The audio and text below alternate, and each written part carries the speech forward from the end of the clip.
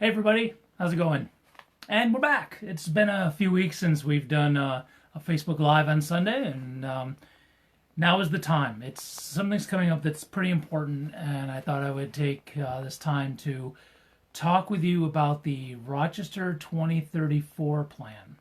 And if you're not sure what that is the city does this every 15 years, and the next one's coming up, thus the number 2034. So basically, it's what City Hall, with supposedly some feedback from us, how we envision Rochester in 2034, 15 years down the road from now. I would love to tell you that I've been all up in this for weeks and just squirreled away and really all over it, but the truth is it's just been a few days. I've been a little busy. Maybe you've heard I'm running for office. And doing all the things that you do when you run for office is taking up a lot of time. But I have gone through this. It's a 500-page document, and they're taking comments. The city's taking comments on this through August 16th. So you still have time, and I will put a link to the webpage on the city's website where you can read this. You can download it if you want. It's a PDF, or you can read it online, and also you can make comments there. So this is going to be a long one, so you might want to have some snacks, maybe something to drink, and this is going to take a while. I'm just going to roll through.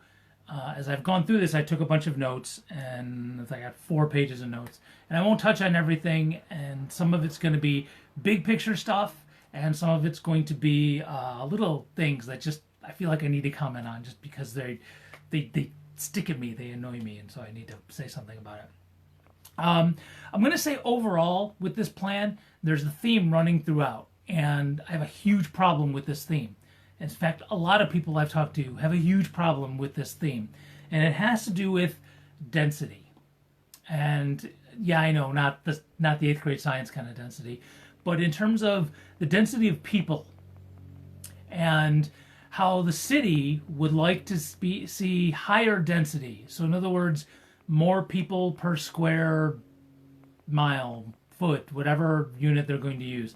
They want to see people living above each other in stacks, and they want to see they want to see buildings turned into single houses turned into doubles, and more buildings of 2 and 3 and 4 family houses. And well, I have a huge problem with that. As a lot of people do. And probably if you haven't said it to yourself by now, it seems pretty obvious. We have too much housing now.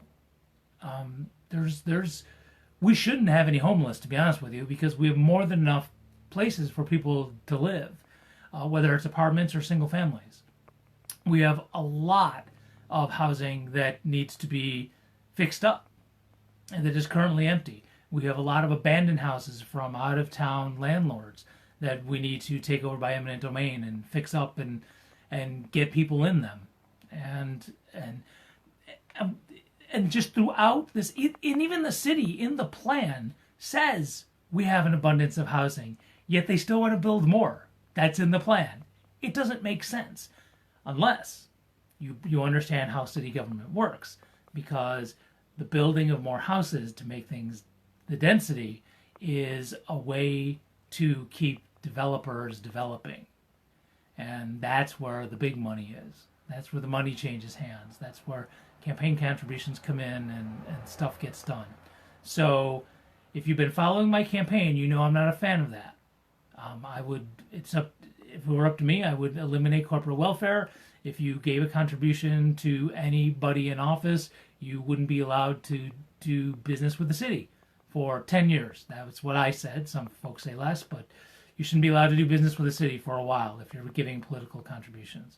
And so this zoning for density is really a bad idea because we don't need more housing. And it's going to, and we keep, the stuff we keep building, they use the term affordable, and it's really not. And I believe I've talked about this on Facebook Live before, but for sure it's in my platform. You can go to dayforchange.org in the issues section, and on housing you can totally, there's links and all that stuff where you can check the stuff out. So that's the main problem I have with this plan, and this theme runs throughout. Okay, so this zoning for density. Okay, so I'm going to move on, or else we will be here all night. There's a lack. They talk about green space, but not in terms of creating more within neighborhoods. Any green space that's created within development, they're relying on corporations, the developers, to create public space, and that's just you're giving up your responsibility as the city government, because city government, at least the elected officials, let's not even say most, some of the people who work in City Hall, but I think most, live in the city, not all, but all the elected officials do, supposedly. So, I mean, they're citizens as well. And so we are the city government. As much as we want to participate, whether it's voting or speaking at city council or being on planning commissions and boards and all that jazz. So this is us. And this plan, in theory, should incorporate stuff that we care about. And to say, oh, the corporations are going to come and do all this stuff that we want to do, that we want more green space, so we'll let the companies do it when they build these huge towers and these big complexes. They'll incorporate green space into that. Yeah, no, that's you're giving up your responsibility, and it's not responsible. We shouldn't do that. There's this little section at the beginning on pop-up businesses in terms of economic development, and I really don't. It's cute and it's hip, and I have no problem with it. But to rely on it as an economic driver, doesn't create a viable long-term business. This pop-up stuff, okay? So I'm not saying don't do it, but in this plan, they're really relying on this to be an economic driver, and that's not cool. Okay, so and so now they're leaving it up to us. They're leaving it up to us. Yeah, I know the flyer in the back. That's Howie's old one for governor, like 2 runs for governor ahead of time. I'm gonna have to get some current stuff to replace that with. So Andrea, get me something, and I'll put up something newer. For Andrea is talking about the Howie Hawkins picture I got behind me when he ran for governor 2 terms ago. So the city's saying it's up to patrons to figure out transportation. So there's got to be more plan. There's got to be more plan for how people move around, other than shared rides and scooters. I mean, really, I appreciate the fact that RGRTA is this entity that really needs to be just destroyed and rebuilt. And I get for regional planning why you would want an entity like that, but really, RGRTA is just a place where Republicans at the county level go to get a job when they're done serving at the county ledge building. So nothing's really getting done that needs to get done. And I'm going to get to that part later on. But I'm just going in the order of this plan. So, but they really want it to be up to us to figure out a transportation. And they're doing some piecemeal things that we'll get into in terms of bike trails and all that jazz. But yeah, they're putting it on our backs. And then this weird thing on page 108. Just bizarre. Apparently, in this plan, the Rochester Police Department will now be the primary arbiter of entertainment permits, because that's what the police should be doing. If you've been paying attention to my campaign, I would like the police to have less of a role in our society. I think we should not be asking people with guns and sticks and military-grade weapons to be dealing with entertainment permits. I really don't think so. I needed to point that out. Re-legalize commercial uses in residential zones. I sure hope residents are going to have a say in that before it happens. I'm not necessarily saying no, but that's a big deal. I live in a residential zone, and if they did a eminent domain thing and tore up the house next door to me, I hope not, I actually like my neighbors, to put up a coffee shop or something, I wouldn't be that happy. Or a jazz club. As much as I love jazz clubs, I wouldn't want it next door to me in an R1 zone. So I hope the citizens are the neighborhoods are going to have a say in this before they go and start doing this. It doesn't mention that in the plan. Work with architecture and design committees to raise design standards. Yeah, I don't like that. In my campaign, I've knocked on the doors of several architects, designers, urban planners, both professional and amateur, and I can only think of one person that I've talked to who has been discussing real, sustainable, climate change fighting kind of development. The type of buildings, whether it's retrofitting or new ones, that is carbon neutral. Heck, we can even do it so that it's carbon negative, if that's even a term. I may have just made up a term, but it actually takes carbon out of the air. So most of the people, the traditional mainstream architects and developers who I've met really aren't into that. Currently, it is more expensive, but the alternative of not doing this is way more expensive with climate change, and we can already see this with the strangeness of temperature all the time, and how hot it is and how humid it is, and the more intense weather events that are happening. We need to start doing something like now, and I'm going to talk about that, about this plan and the immediacy of some of the actions that the plan is talking about. It's lacking. I'll get to that. And I'm quoting here, promote code enforcement or proactive code enforcement. Yeah, I'm not a fan of that. I know it sounds good, and the city like saying that our code enforcement policy is nationally recognized. By the way, they use nationally recognized throughout this. That can mean anything. Just, it's like premium. Doesn't really mean anything. I do a podcast that is award-winning, but if I told you what the award was, you wouldn't be very impressed. So nationally recognized doesn't really do much for me. It actually makes me think you're hiding something, but that's just me. And our code enforcement is not used equally, and a lot of times it's used to harass people. It's used for city government to go after someone they don't like, a business or a business owner or whatever. And I'd like to see go to a more complaint-based code enforcement, and I think that will, I think that'd be more efficient than somebody driving around looking for problems. That's really creepy and weird, and it doesn't give me a sense of community. You know what I'm saying? If there's a problem, by all means, someone calls, there's a problem, send code enforcement, there can be a bat signal, something like that. But the way we do it now, just having folks driving around arbitrarily doing, not so much.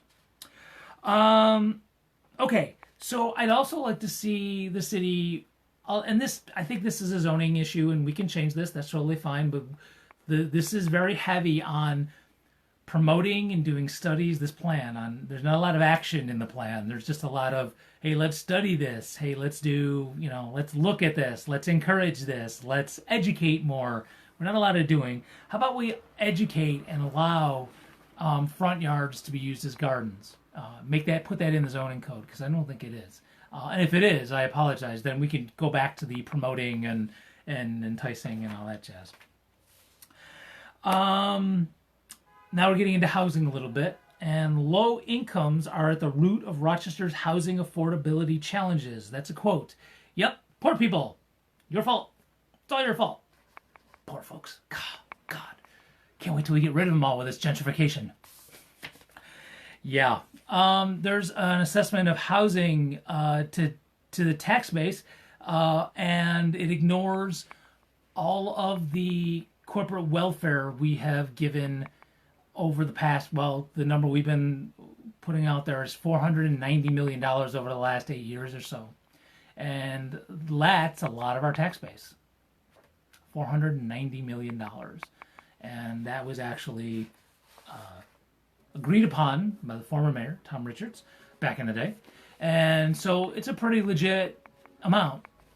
So if you want to talk about our tax base going down, that's really great. But we're using our money to give away to developers, and that money goes away out of our community. So, not so much. We talk as if there's not enough apartments in the city, even though we keep saying there's enough housing. There's more than enough housing. And yet the city plan here, the 2034 plan, wants to build more. Remember? Density. So what's going to happen? There'll be more empty apartments when the people from those apartments move in to the ones that to create more density. But actually, the city is expecting people to move in from out of town. And in fact, the overall plan here seems to be to pretty much ignore the people who live here right now and to develop and plan for all of the influx of people who will be coming in. And one thing I hear about is climate change refugees. And what we had climate change refugees just a couple of years ago, the folks that came in from Puerto Rico with Hurricane Maria. And you know what?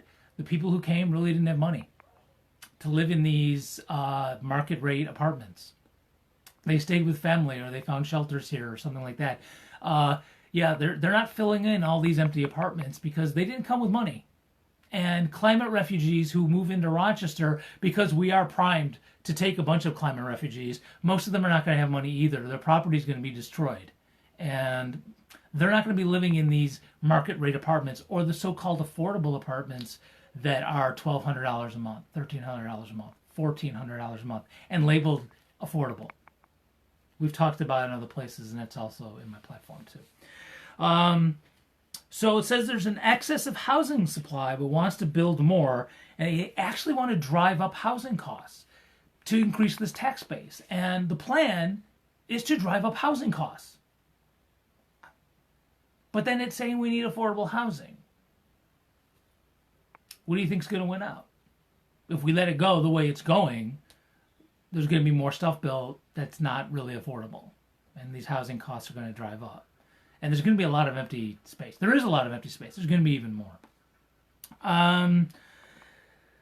City wants to increase demand for housing. So you're going to build more, but add to the glut. That's not the way to increase demand. This is high school economics here, this supply and demand thing. Right now, you got a big supply. You know what I'm saying? And you actually have a demand, but now you get into more complicated economics. Your supply is not something that the people who demand can pay for. You got a problem. But this density thing is going to solve it all. So it's summertime and my window's open. So if you hear any music in the background, someone's walking down the street playing some music. I don't know what it is. And then I had a comment about this nationally recognized thing. Rochester's a premium city, by the way. The public comments. All throughout this plan, there's little boxes in blue writing that this is public comments. They're very convenient to the city's agenda. Most of them really are, and I know this is in draft form, so maybe the final version of the plan won't have these comments on there, but they're very convenient. I know people who submitted comments. I didn't see too much stuff, the stuff that they were talking about in this draft. So I just wanted to point that one out. They want to use vacant lands for X, Y, and Z, which is interesting, and that's great. And I'm going to talk about this a little bit more with community gardens. But the minute a developer wants it, whatever the community was using it for, well, too bad, because someone's going to make money off of it. And that's pretty typical in a capitalist system. And we need to do something about that. If we're going to let some community members use vacant land for a community garden or whatever, they should be able to use that in perpetuity, pretty much until they don't want it anymore. And we have enough land. Really, we do. And if the community does all this work to make the land around it more valuable, great. They should reap the benefits, not some developer coming in who doesn't live in the city. And when we give them tax breaks, they're going to take it and the money's going to leave town. Okay, so then there was a couple of sections on arts and culture and historic preservation. I read it. I did not delve into it. I didn't take notes. I'm going to be honest with you. I know folks who are working on that, and I didn't feel that it was my expertise. And I actually have heard from some members of at least the arts and culture community and some grassroots members, and they have submitted their own comments, and they're the experts, and I'm letting them go run with that. So you but read that part of the plan, and submit your own comments on that as well. It wasn't something that I felt that it was, worthwhile me trying to put my 2 cents in on that. I'm not very artsy. I have tried to be. I'm just not. I know I don't know art, but I know what I like, kind of thing. So I didn't feel that I was gonna bring too much to the table on that part. The next section was about schools, libraries, and rec centers. Um, I have a section on education in my platform. I've done a video on that. Check that out in terms of what the city should be doing for schools. There was nothing of any substance in this plan. Although they did seem to agree that the city could be working on poverty and housing and violence and all that jazz, but there was nothing in the plan that said how to do that. I guess more of this build houses thing. I don't know, but they didn't say. But they did acknowledge what I've been saying since my campaign started back in December, is that we take care of poverty, and that's going to have a trickle up effect on a lot of other things that we have problems with, which I'm going to get to in another section in just a second. So it's interesting how there's talk in this plan about libraries being the cornerstones of our neighborhoods, but we reduce funding to them every year. Right. And there's nothing in the plan that says anything about increasing funding. It does say we should rely on them more, but we just keep taking money from them. Doesn't make sense. And we have the money for this. What else? Talk about, the supporting schools. I just got into that. Rec centers, they didn't have too much on that, at least anything that was of any importance. But again, you guys, if you've been following my campaign, we need to have rec centers open way more, including on vacations and on Sundays and weekends and stuff like that. So there's funding for that. We can pay for that, and we're choosing not to. Here's something that killed me. Okay, about the schools. So they actually talked about in this plan, in the write-up, not in the strategy part, but in the write-up and the frilly write-up, on how community schools are the way to go. But they do recognize that these long bus trips that we're putting our kids on when elementary kids go to school across the city, not even for segregation reasons, either to desegregate, just they literally said that parents use them. They agree that, this is the case. They're just agreeing that parents use these long bus trips as daycare because they have to leave for work earlier than school starts. Think about what that means for the kid. I mean, as always, we do our schools based on what's convenient for adults. We have our kids be data generators because it's convenient for adults. We discipline them in the way that's convenient for adults. We do everything with our kids that's convenient for adults, and then we wonder why they act the way they do. Go figure. So it just stood out for me how they're saying these long bus rides are actually kind of a good thing in the sense that it's kind of like daycare. Okay? Mobile daycare. Well, all right. As part of my economic plan, we would have more daycare. We can do it within the schools as community centers or as community schools, and it could be cooperatively run and cooperatively owned. But I'm going to talk about economic development in a few minutes. But yeah, mobile daycare. All right, public health and safety. So there was pages of awesome description of all the cool stuff that our police department does to interact with the community, and stuff with books for kids and playing sports with kids and doing things like that. Well, okay, let me stop for a second and get something to drink because I'm gonna need to get some momentum here. So I've said this before. I would like to see us phase out the use of our police department. Now, I say that knowing it's not going to happen completely, but that's what we should be going toward. Not because it's Dave hates cops kind of thing. It's more because if we don't need the police, that means we're doing well in our community. So, the first phase of this, the first step to doing this is I would like to see not more police hired.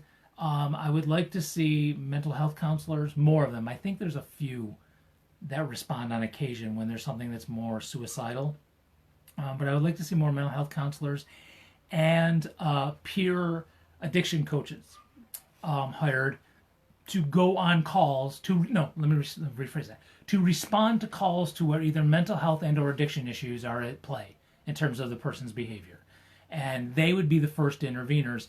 A police officer can be there just in case, but you don't need like 4 squad cars or whatever to do that, right?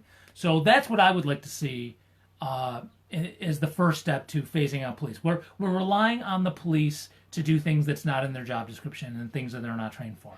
And I'm pretty sure the police would agree with that. So we're not anywhere close to saying, hey, we're not going to have cops. We're just not. I don't think we should be incarcerating people for a lot of things, for just about everything. I think we should be doing more restorative justice, which, by the way, didn't see much mention here in the plan. Just saying. We really need to start phasing that out, and that's not incorporated in the plan. Anything about mental health counselors or any of that, peer addiction coaches, anything like that, and that should be in there as well. There's not a lot groundbreaking in the suggestions and the strategies and stuff like that in the plan. But I will say that the stuff in terms of public health and public safety, my economic plan actually is a public health plan and a public safety plan, because the way I want to deal with poverty is going to support families, bolster families. It's going to create healthier environments. It's going to fight climate change. It's going to reduce crime. It's going to help schools. All of that stuff. It will, as I said earlier, it's going to have a trickle-up effect. So in the public health and safety, there's no groundbreaking suggestions. It's really just the status quo. So no shock. So then our natural resources, how we reuse the natural resources we have here in Rochester. This is a 15-year plan. And the only strategy I saw in there about trees was to identify the percentage the city's, how much of the city is covered by a tree canopy. They're going to identify the percentage. That's it. Plant some trees. Just how about that in the plan? Plant some trees. They actually even mention how there is around the country, other places are doing urban forests and like edible forests in their cities, but it's not in our strategy. There's just a mention in the frilly part with all the pictures and charts, but nothing in the strategy. Plant some trees, for crying out loud. We need to create green space in neighborhoods. There's a lot in there about bolstering our parks, and that's awesome. There's this weird thing of some stats that. And I wasn't able to follow exactly where this came from, but like 99% of us who live in Rochester are within a 10-minute walk of a park or playground. Okay. They did admit that some of those walks were not the safest walks in the world. So we have vacant land. Turn those into more parks. Turn things that are a little bit more funky. That's actually cool. We kind of do it on like University with with NODA, Neighborhood of the Arts. That sort of stuff. We should be doing that like on Rocket Street, and Remington, and over in the 19th Ward and places in the Northeast and Northwest. So that was really strange. We want to preserve resources that fight climate change, and that sounds good, but I have to be honest with you, it's not enough. It reminds me of our climate change action plan that we have. It recognizes the problem really well, but it doesn't really have concrete actions to be taking right now, because this needs to happen right now. We want to reduce our city's carbon like by 80%, I think it is, by 2050. We could do 100% by 2030. We can do this. I mean, it's going to take some effort, and we've got to shift our focus and resources, but yeah, we can do this. And I've spelled that out in terms of public utilities and things like that. And there'll be more on that too, especially when I get to some more. I have some more housing stuff under zoning that I'll be busting out in the next month or so. But yeah, there's not a lot in here that creates the infrastructure that is not just carbon neutral, but actually carbon negative. Doing that again. That takes carbon and holds onto it and keeps it, as opposed to not just creating it. And there's not a lot in here in the plan part. There's some interesting allusions, with an A, not an I, allusions in the descriptive things, but yeah, there's nothing in the plan itself. And then it goes to climate change, and like all of the plan part, all of the strategies and all that is just planning and data gathering and encouraging. It's not doing. There needs to be doing. This isn't because I'm Green Man and I'm in the Green Party. we have serious problems, and we have to do our part. Yeah, I know the federal government. I get it. And even the state government's tripping over themselves, not really doing as much as they could be doing. But we have control over Rochester, and there's things that we can be doing. And that's what we have to, it's just going to have to come down to the localities, to municipalities to do it while the federal government's twiddling. There's nothing, urban agriculture. So the whole thing on urban agriculture is about community gardens. That's like anything that's even close to substance is about community gardens. And again, I mentioned something earlier, if you just tuned in, and about how they see community gardens as using the space until a developer comes along and wants to build something, right? So there's no permanence to it. And of course they blame us, that the city allows people to use land for community gardens, and then a few years later, people get bored with it, and then it just goes vacant and no one, it's not taken care of. So they're blaming us for that. So there's that. But there's really nothing about real urban agriculture, and by that I mean nothing about working farms in the city. Now there's going to have to be some zoning changed, and I'm going to be calling for that again when I do my zoning platform plank, which should be, I'm hoping, in the next month. But there's nothing about that, and as part of my economic plan, which I'll get to in a second, that's a huge part, and that would help fight climate change as well as fight poverty and crime and public health and all that jazz. So, all right, believe it or not, I'm on my last page of notes.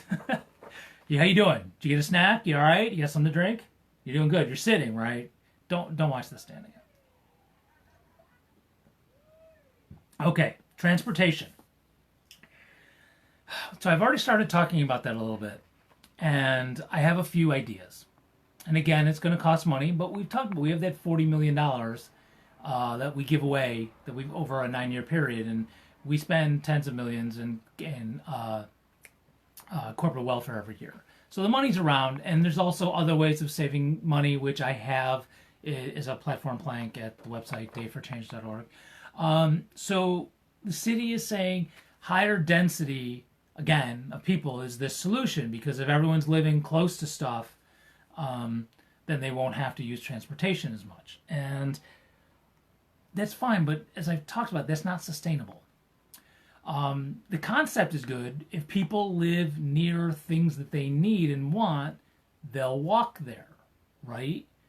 But the goal here is contracting the city. I mean, we're not going to be losing any land. We're not going to be giving away any land. So even if you have people move in for this higher density, right? You still have people living where they live now, where there's nothing close to them. So unless you come up with a way to get things built, businesses, commercial businesses, stores, services in areas that don't have them, it doesn't matter the density you have, because if no more people move into Rochester, and we just have our 210,000 people, and you create housing stock and you do whatever weird things you got to do to economically force people to live at a higher density, whether it's going up or however you want to do it, right? One, it's going to leave a lot of abandoned housing, more than we already have, right?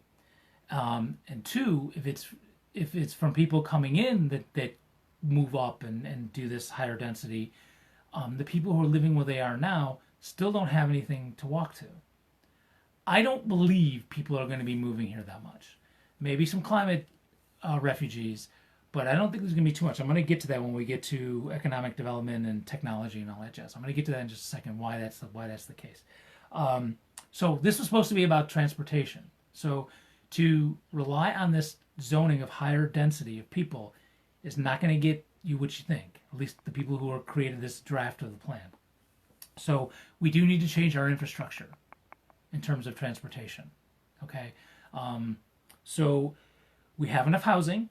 But what we need to do is to spend money instead of on the housing, but we need to create public transportation that's like the envy of the nation. So I've talked about RGRTA.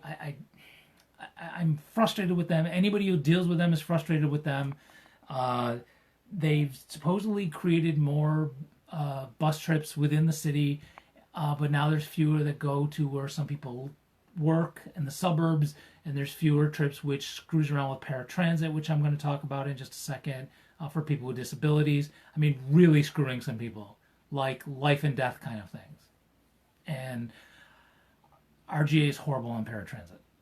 RTA, sorry. So here's just 3 ideas that I have that will cost money, but like I said, we have money. We just use it improperly. I'm going to save the bigger one for last. How about that? I would like to see, and this might mean us contributing money to RGRTA, countywide paratransit. Right now, it's this weird federal and state thing where the RGRTA is forced to provide paratransit at a relatively affordable rate if somebody lives within a quarter mile of any bus route, right? So whenever they eliminate a bus route, if you rely on paratransit and that bus route's gone, you're screwed.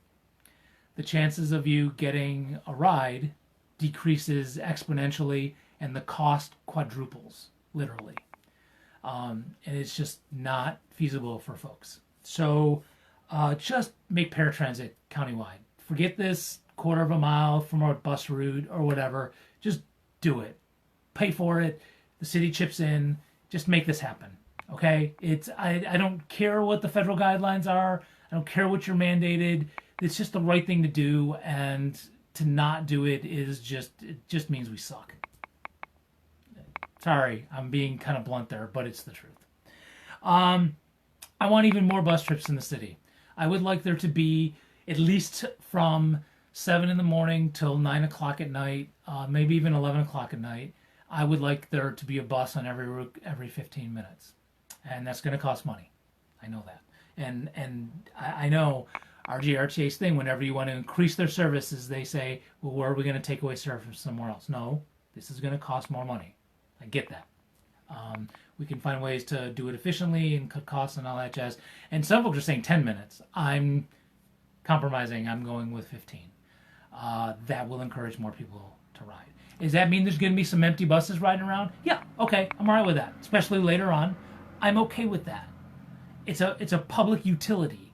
We need to do that. And as we're transferring over to an electric bus fleet, which is having some complications in terms of how are we going to charge them and what are the charging stations. We're working on it. It's getting there. But we need to start phasing in more bus trips, because when we get into more energy, renewable energy production, it won't be as, it'll be actually climate more healthy. I think I made up another new term. But we need more bus trips. And then here's my big one. This is definitely going to cost us money, and we'll probably need to try and get some federal grants and state and all that jazz. And so there's still some folks that have hope. They floated this idea for decades, actually, about a trolley, an electric trolley that runs from downtown to the beach. Okay, it's cute. It's fine. I don't have a problem with that. But I want to take that concept of trolleys, and I want to make that in the city for crosstown trips, because RGRTA does a horrible job getting you crosstown. They insist, no matter what, of doing the hub and spoke system, where all the buses go to one central place and then you go out to your place. But if you want to go stay on your east side or stay on your west side, you still got to go downtown. So let's set up some trolleys to do the crosstown stuff. And then if we have money and at some point, have it go down to the beach, that's fine. Again, it's cute, whatever. Maybe it'll spur economic development. I don't know. But I would like to do this to actually, you think New York City. Some folks take subway and bus if they have to travel for their job or for whatever. And I think creating a mini version of that here would be a way to do that. Not that we're going to build subways like we used to have. Okay. This one gets a little tricky. I don't know what else to call it. Bike lanes. The city has, and there's a bike lane plan, and the goal, my words here, is to blanket the city in dedicated bike lanes. I'm actually for that.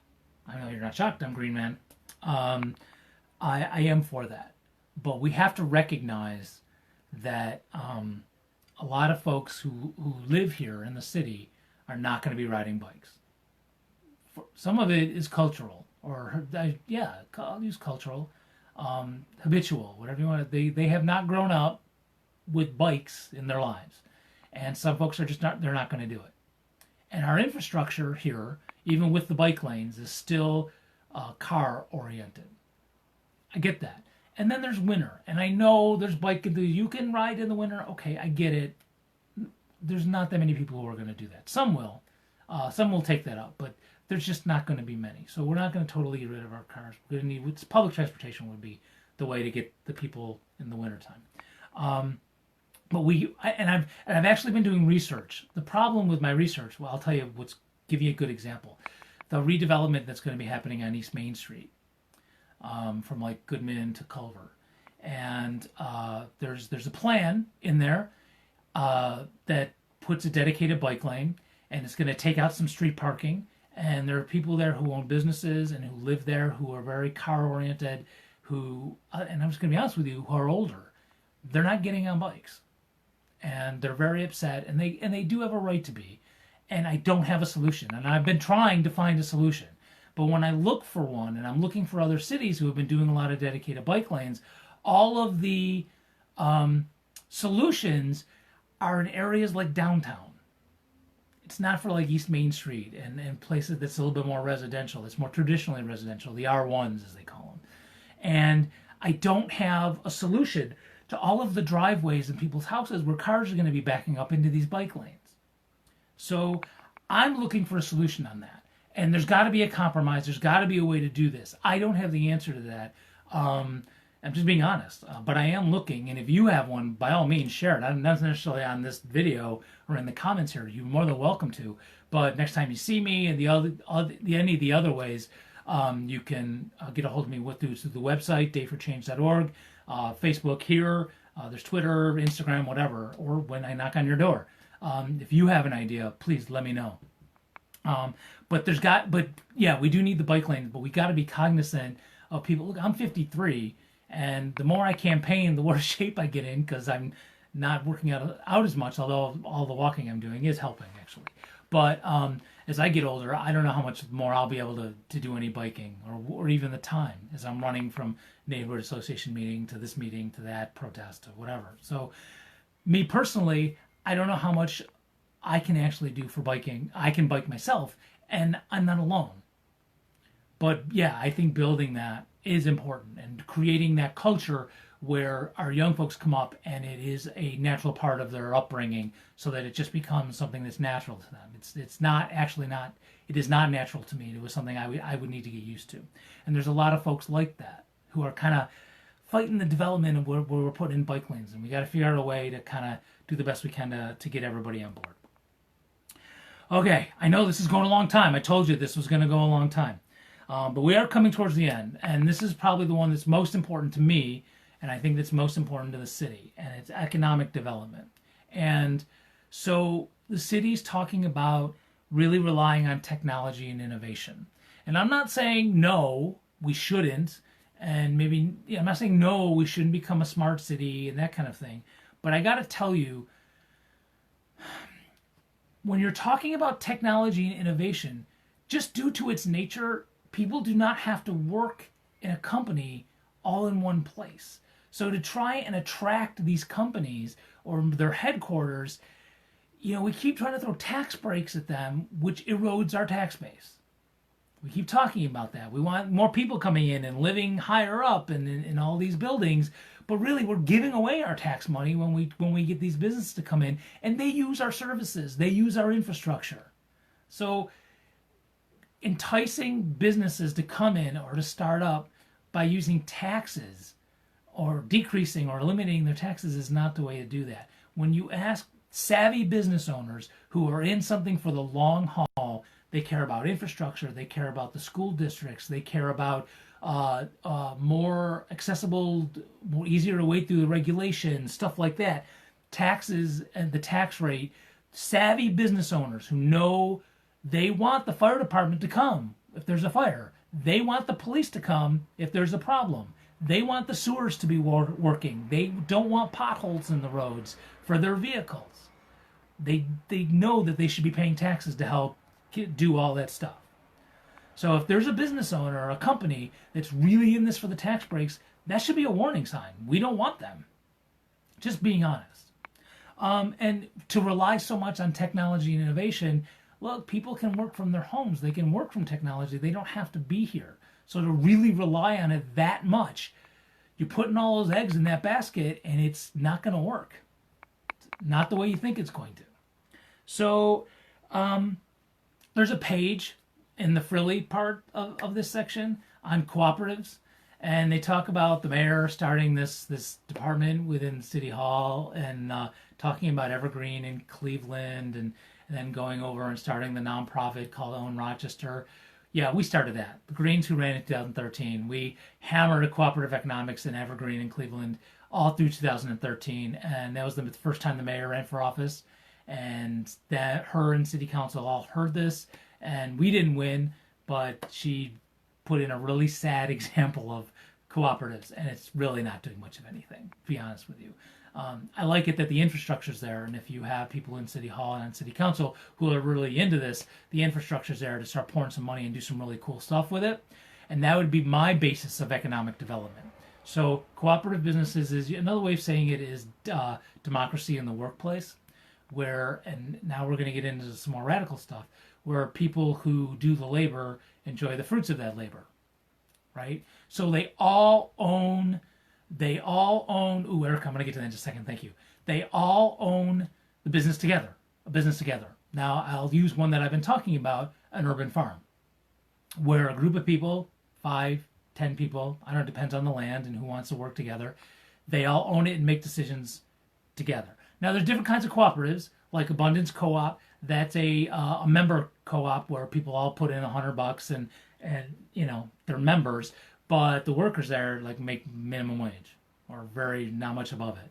So I'm not really advocating for that kind of co-op. I want a real where the people who work at a business co-own it. They make decisions together on what should be done with the profits, should it be reinvested in bonuses and all that jazz.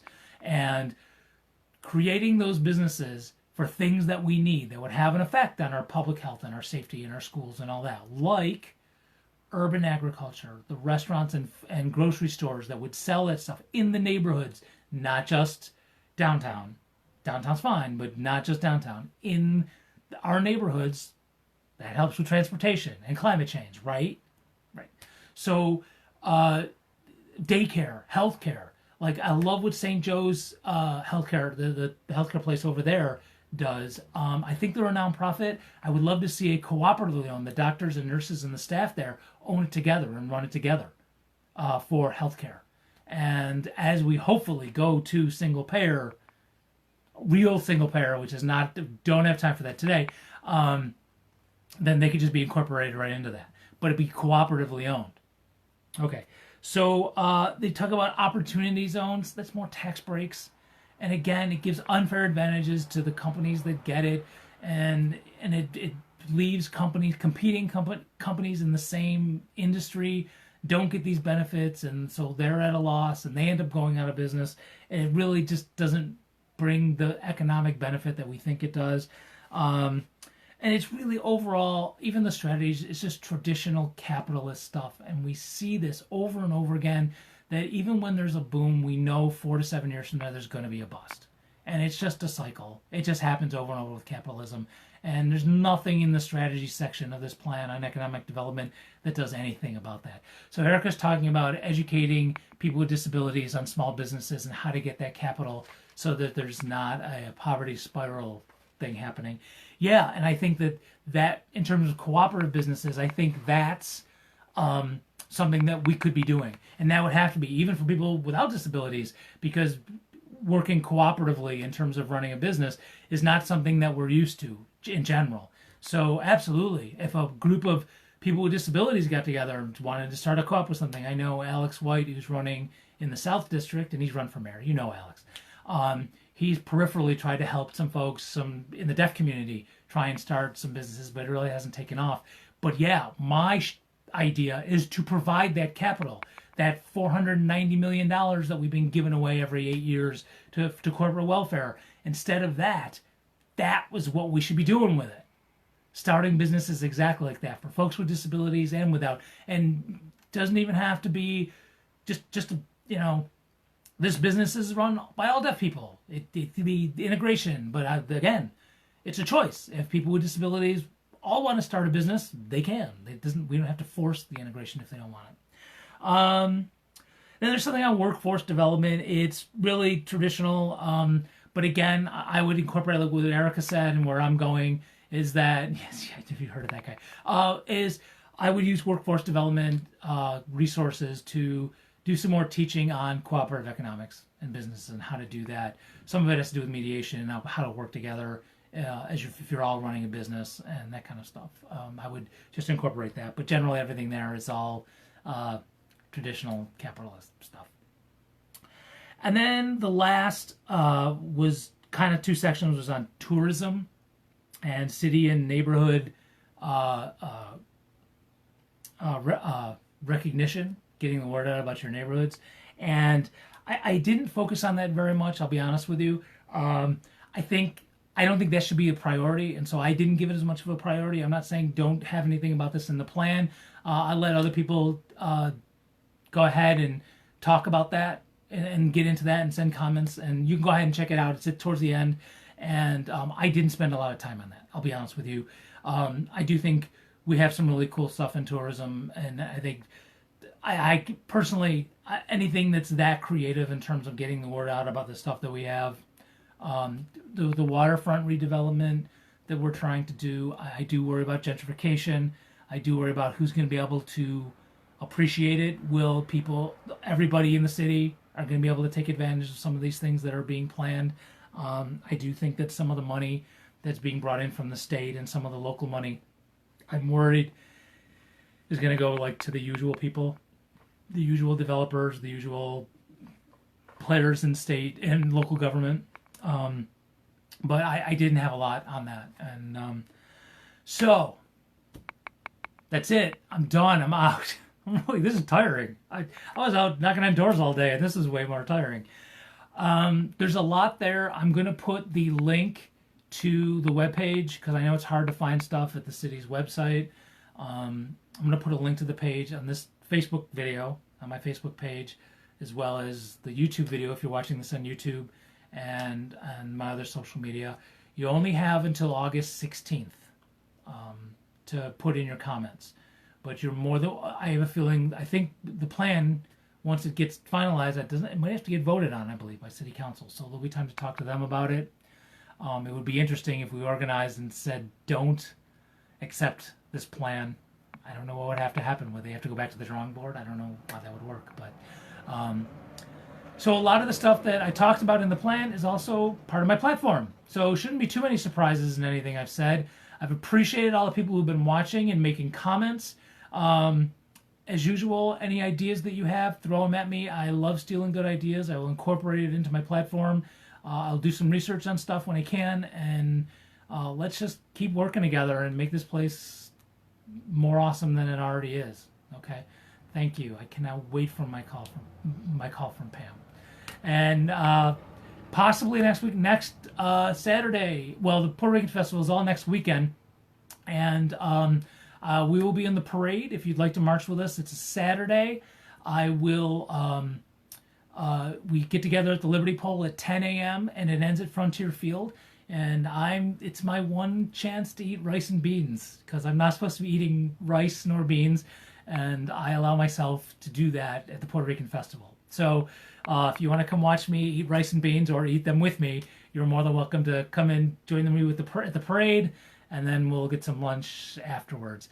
Sunday, we're probably not going to do, I got to be honest, this is a personal thing. We're probably not going to do a Facebook Live next Sunday because it is the last night of the Puerto Rican Festival, and like Gran Combo's playing, and I really, whenever they're in town, I try to see Gran Combo. My friend describes them as the Rolling Stones of salsa. So you can put air quotes in that and credit Michael Rodriguez for that. So we won't do a Facebook Live Sunday. I'll be at the Puerto Rican Festival catching the Rolling Stones of salsa and maybe eating my second helping of rice and beans. Okay, it's just a weekend. It's one weekend a year. It's not just one day. It's one weekend a year. I'll take my meds. I'll be fine. It'll be good. So thanks for tuning in. Thanks for the feedback. We will be doing this again. I still got like my big weapons coming out that for the platform on zoning, which is climate change and economic development, and it's going to be awesome. And then I got my special secret weapon for the platform that I haven't been talking about. I haven't said anything about this. It's going to be super cool, and it's just going to be really out there. It's going to blow your mind, kind of, and it's going to take a lot of work and a lot of effort, but it's going to be really neat. Even just starting to talk about it's going to be really neat. You can see I'm getting excited again, but not yet. It's coming. We got tons of time before November, before the election, so I will unveil that sometime soon. Okay, I'm going to see my family. Thanks for tuning in. Peace out.